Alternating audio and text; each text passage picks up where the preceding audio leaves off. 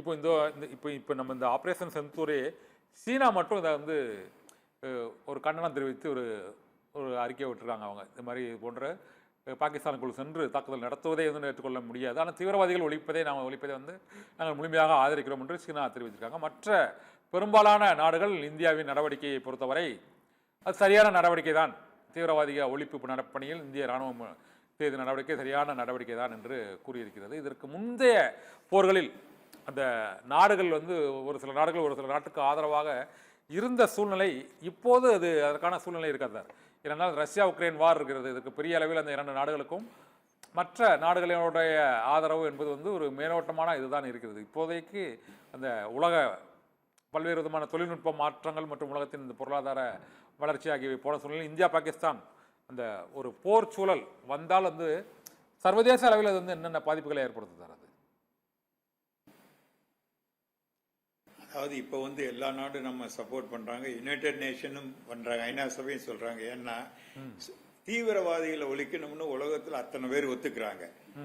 சைனாக்காரங்க என்ன சொல்லி இருக்கிறாங்கன்னா, தீவிரவாதத்தை ஒழிச்சது பண்ற அவங்க நாட்டுக்குள்ள போன தப்பு. அதாவது ரெண்டு பக்கம் தடவி பண்றாங்க, ஹிட் பண்றாங்க. அவங்க நம்ம மேல வெறுப்பு. ஆனா தீவிரவாதியை ஒழிச்சதுனால அவங்க ஓப்பனா அதை கண்டம் பண்ணா மற்ற நாடு ஒத்துக்காது.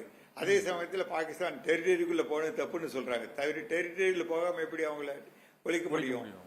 இதுவரைக்கும் வார் ஸ்டார்ட் பண்ணவில்லை. யுக்ரைன் வாருக்கு இதுக்கு வேற வார் ஸ்டார்ட் பண்ணா நிலைமை மாறும், நிறைய மாறும். இப்ப வந்து தீவிரவாதி ஒழிச்சதுனால அத்தனை பேர் சப்போர்ட் பண்றாங்க. வார்னு ஸ்டார்ட் பண்ணும்போது ஒரு சைடு எடுப்பாங்க. இந்தியா சைடு ஒரு சிலர் எடுப்பாங்க, பாகிஸ்தான் சைடு ஒரு சிலர் எடுப்பாங்க. அப்ப வேற மாதிரி கமெண்ட் பண்ணுவாங்க. இப்போ இந்தியா பாகிஸ்தான் இடையேயான இந்த ஒரு பதற்றமான இந்த சூழ்நிலை என்பது இப்போ ஏற்கனவே நமக்கு ஒரு 4 முறை இதுபோல் ஏற்பட்டிருக்கிறது. இந்த கார்கில் போருக்கு முன்பு அந்த 1971, அதன் பின்னர் 65, இந்த 47, இந்த 3 முறையும் வந்து நேரடியான அந்த ஒரு போர் சூழல் உருவானது.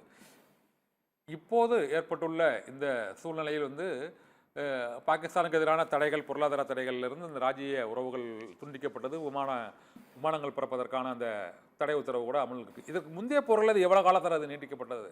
இந்த கார்கில் வார் சமயத்தில் எவ்வளவு காலம் நீட்டிக்கப்பட்டது, அது பின்னர் எப்போது விலக்கிக் கொள்ளப்பட்டது?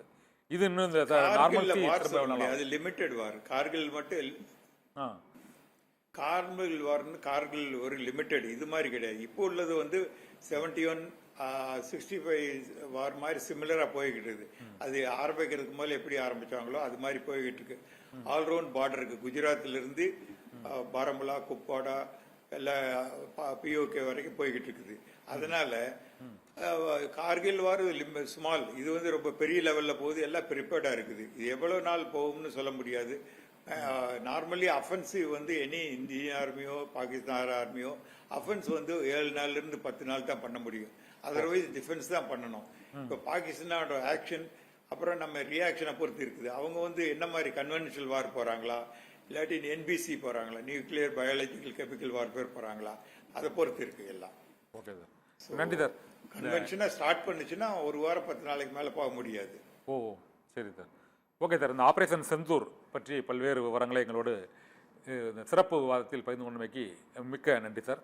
மற்றொரு சிறப்பு நேரலையில் தொடர்ந்து இந்த போர் நிலவரம் தொடர்பான செய்திகளை பார்ப்போம். நன்றி.